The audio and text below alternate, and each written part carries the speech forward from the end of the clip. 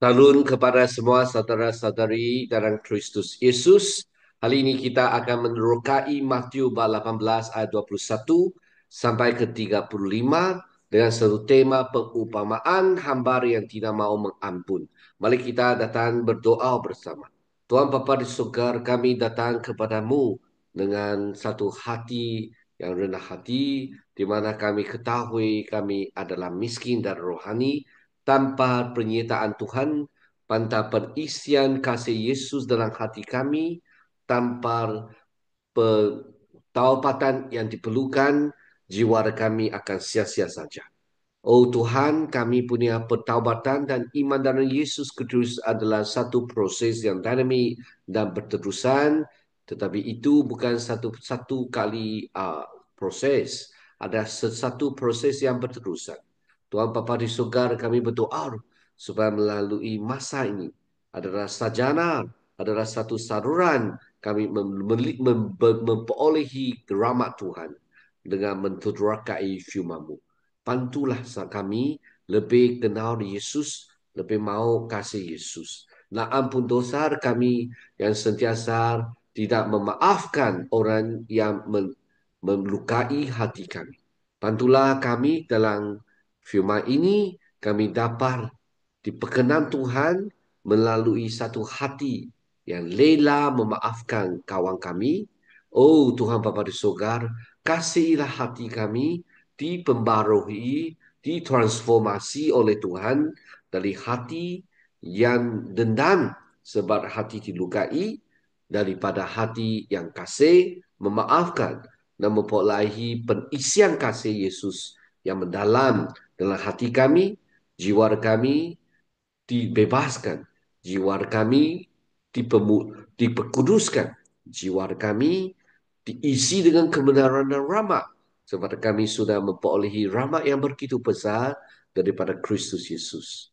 Biar jiwa kami diubahi, diperbaharui dalam situasi yang total, sebab jiwa kami akan memperolehi satu pembaharuan dan memulai satu kehidupan yang baru dalam Kristus Yesus, tidak lagi dendam, tetapi penuh dengan kasih Yesus. Dengan daya usaha diri, itu akan mustahil. Tetapi dalam hubungan yang terikat dan berhubungan kasih Yesus, jiwa kami akan memperoleh damai sejahtera yang ditinggalkan dan diberikan oleh Tuhan Yesus.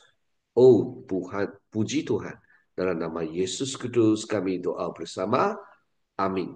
Saudara-saudari, untuk menterokai firman ini adalah perlu kita baca akan firman Tuhan dalam ayat 21 sampai ke 35.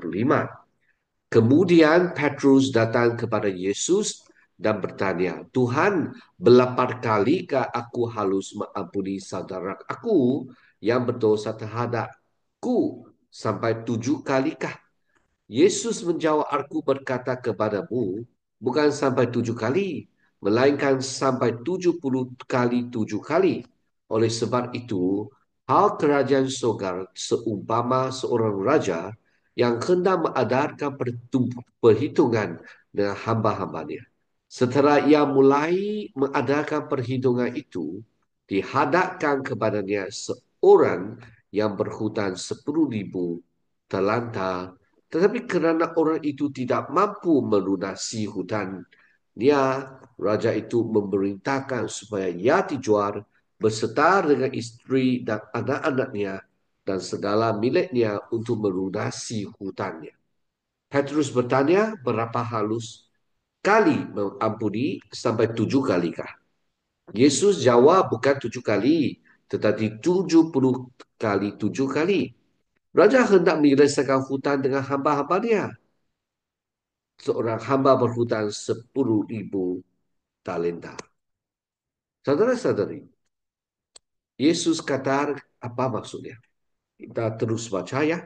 Lalu hamba itu sujud di hadapan raja itu dan merayu, Tuhan bersabarlah dengan saya akan membayar semua hutang saya. Raja itu merasa kasihan dan hambanya dan dia pun menghapuskan semua hutang hamba itu dan membebaskannya. Tetapi apabila hamba itu keluar, dia bertemu dengan seorang Rakan hamba yang berhutang 100 keping wang perak kepadanya.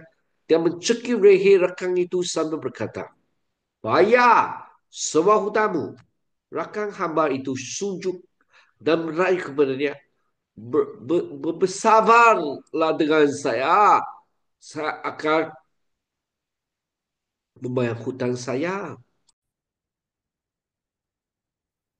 Ayat 27, Raja itu berasa kasihan terhadap hamba. Dia pun menghapuskan semua hutang hamba itu dan membebaskannya. Tetapi apabila hamba itu keluar, dia bertemu dengan seorang rakan hamba yang berhutang 100 keping wang perak kepadanya. Dia mencekik leher rakan itu sambil berkata, bayar semua hutangmu. Rakan hamba itu sujud dan merayu kepadanya, bersabarlah dengan saya akan membayar hutang saya. Peristiwa ini menunjukkan perbezaan yang ketara antara belas kasihan Tuhan dan hambanya dan tindakan hamba tersebut terhadap rakan hamba. Tuhan menghapuskan hutang yang sangat besar, tetapi hamba itu pula menuntut pembayaran hutang yang kecil dengan cara yang kejam. Ya, ayat 30, tetapi dia enggan, sebaliknya dia pergi dan menyuruh orang itu dimasukkan ke dalam penjara sehingga dia dapat membayar hutangnya. Apabila hamba-hamba lain melihat apa yang telah berlaku, mereka amat marah dan pergi memberitahu tuan mereka segala yang telah berlaku. Kemudian tuan itu memanggil hamba tersebut. Kau hamba yang jahat. Katanya, aku telah mempatarkan semua hutangmu kerana kau memohon kepadaku. Bukankah sepatutnya kau mengasihani dia, rakan hambamu, seperti aku mengasihimu? Dengan marah tuannya menyerahkan kepada para penyiksa sehingga dia membayar semua yang dihutangnya. Latar belakang teks perubah ini ditetapkan dalam konteks menangani dosa di kalangan perikut Yesus. Selepas menggariskan langkah-langkah untuk perdamaian, Yesus kini beralih kepada reaksi yang sesuai bagi seseorang yang tersinggung oleh tingkah laku berdosa orang lain. Matius menekankan prinsip utama di sebalik amaran disiplin dan perdamaian dalam gereja. Kuasa murid-murid untuk mengikat dan melepaskan harus berakar pada kebaikan Tuhan yang mentawarkan pengampunan tanpa batas. Komuniti dan ahli-ahlinya harus mengamalkan belas kasihan kerana Tuhan telah mentawarkan rahmat kepada semua orang. Petrus berjaya kepada Yesus beberapa kali harus mengampuni anggota komuniti yang berdosa terhadapnya. Dengan meminta nombor, Petrus mungkin menjeminkan logi Nabi ini. Mengingat tradisi yang dikaitkan dengan Rabbi Jos Ben Judar yang mengajar, jika seseorang melakukan pelanggaran, pertama, kedua dan ketiga lain dia diampuni, keempat kalinya tidak diampuni. Sekarang Petrus bertanya kepada Yesus ayat 21-22, berapa kali dia harus mengampuni anggota komiti yang berdosa? Hamate ise terhadapnya dengan meminta nombor. Petrus mungkin mencerminkan logik rabbini. Talmud Babronia mengingati tradisi yang dikaitkan dengan Labicos Ben Juda yang mengajar bahawa jika seseorang melakukan pelanggaran pertama, kedua dan ketiga, dia diampuni, keempat kali dia tidak diampuni. Kristus mentingkatkan 7 kali Peter kepada 77.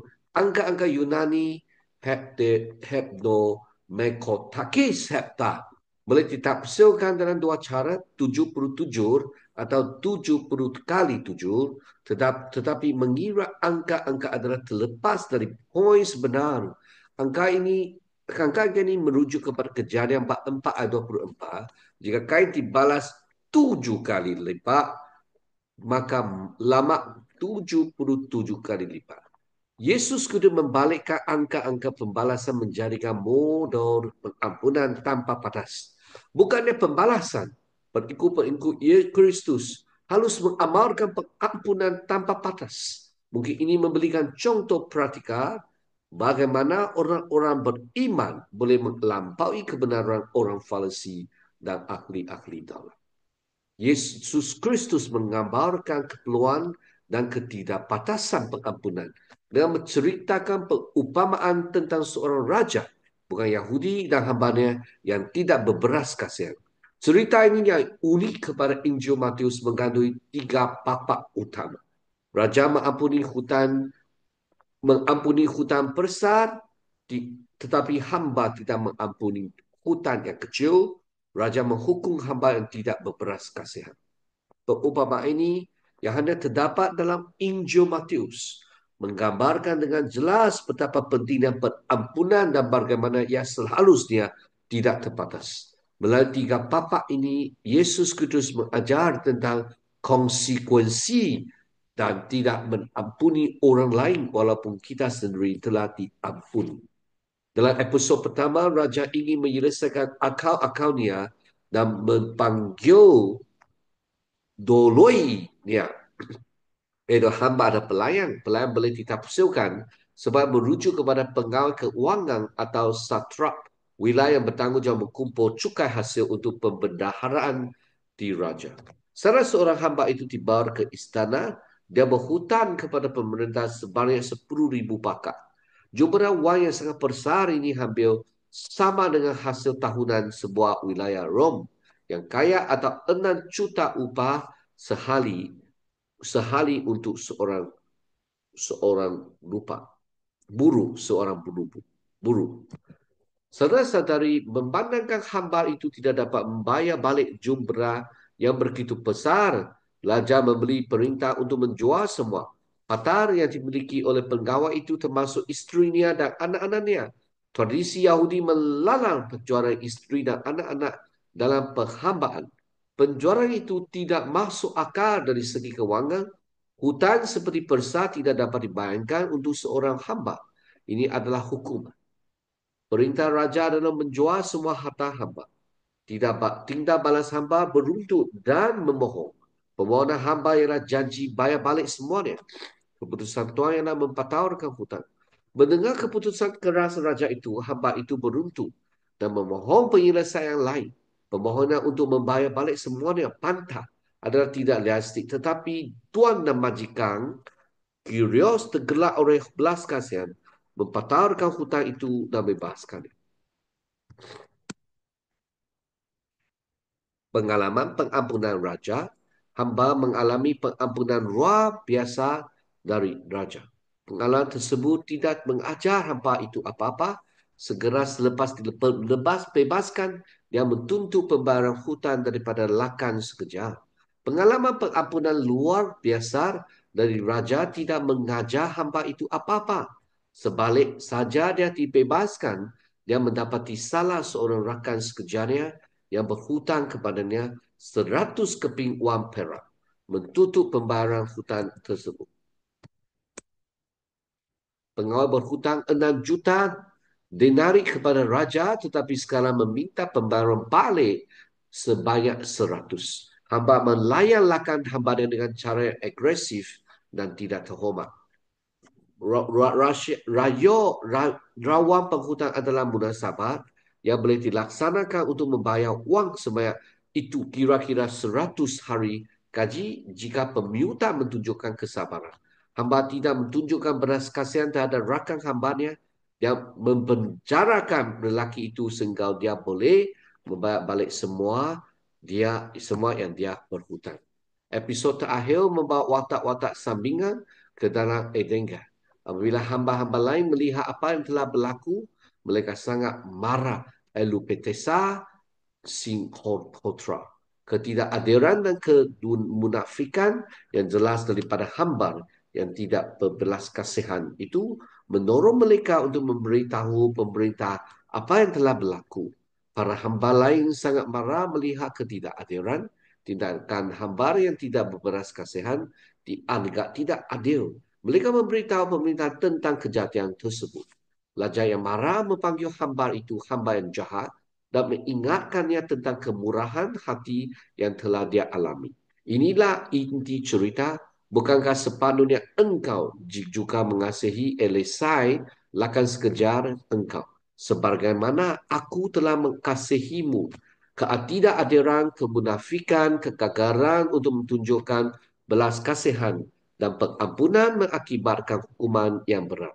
Tuan itu menyerahkan kepada agojo-agojo toy pasasinasi untuk disesat. Raja yang dimarah memanggil hamba itu hamba yang jahat dan mengingatkan tentang kemurah hati yang telah dialami.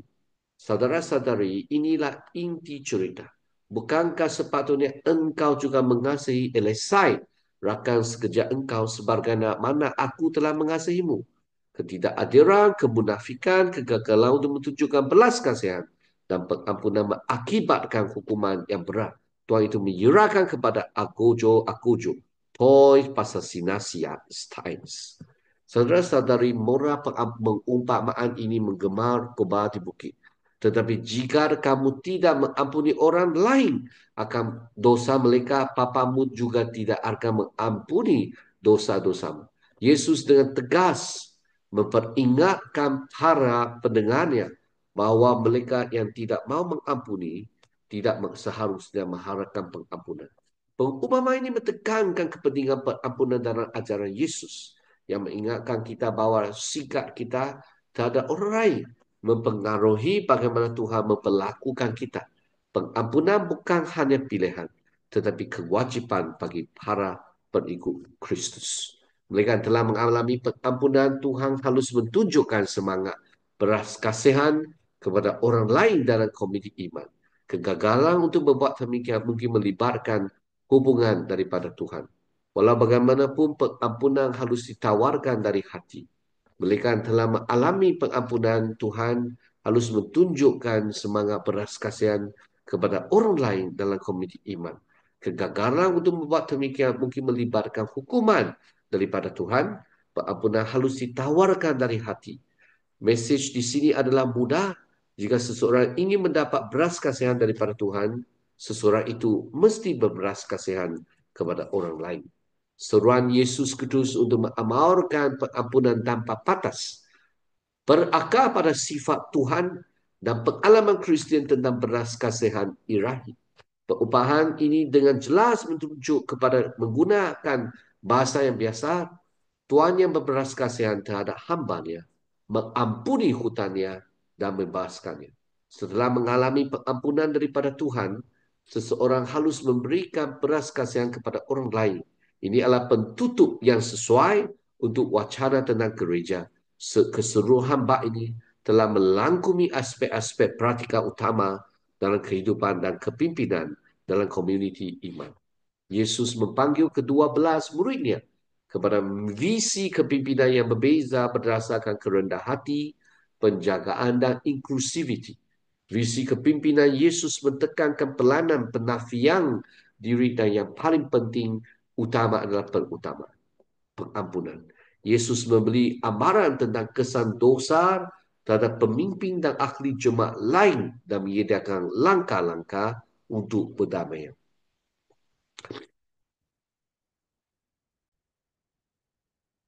Maka jalan ini adalah mentunjuk kepada melalui pendaubatan dan kesediaan untuk mengampuni yang berakar dalam rahmat ilahi.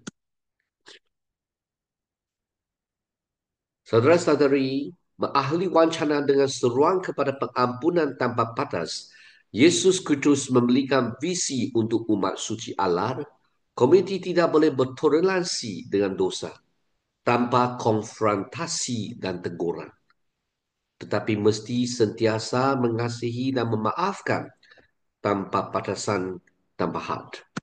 Saudara-saudari, pengampunan bukanlah sama dengan mengabaikan dosa atau mengabaikan mangsa dosa. Ini adalah pelajaran baras yang gereja baru-baru ini perlu dipelajari. Mengampuni dosa tidak pernah mengesarkan taktik mentutup-tutupi dari kepimpinan gereja yang baru-baru ini ditedarkan dalam kes-kes penderaan seksual kanak-kanak. Sistem terus mewujudkan sistem kuasa yang terus. Tanggungjawab menetapkan tanggungjawab yang jelas. Kebertanggungjawaban memastikan kebertanggungjawab dalam komuniti iman, mencegah semua jenis penteraan dan komuniti iman. Marilah kita doa bersama. Tuhan Bapa di surga, bantulah kami sebagai satu komuniti Kristen yang diperkenan Tuhan. Dari satu segi, kami memang berlasna kasihan dengan satu kasih yang tidak ada batasan, tapi kami tidak boleh tidak berani untuk konfrontasi dan teguran terhadap apa yang sudah salah dengan kasih, dengan cara yang dikasih oleh Tuhan. Individu kita cakap, kalau tidak boleh kita ambil dua tiga saksi, dan kalau tidak baru beri gereja. Tuhan memberi kami satu keberanian untuk pentaubatan dan pendamaian, untuk rekonsiliasi. Tuhan bantu kami seimbang dari segi maaf dan konfrontasi, sebab kedua-dua ini boleh bergabung dengan cara Yesus Kristus. Semoga kami dapat memuliakan nama Tuhan dengan mengikut ajaran Yesus. Dalam nama Yesus Kristus kami berdoa bersama. Amin. Saudara-saudari, semoga Tuhan memberkatimu dan sekeluarga, dan kita jumpa lagi.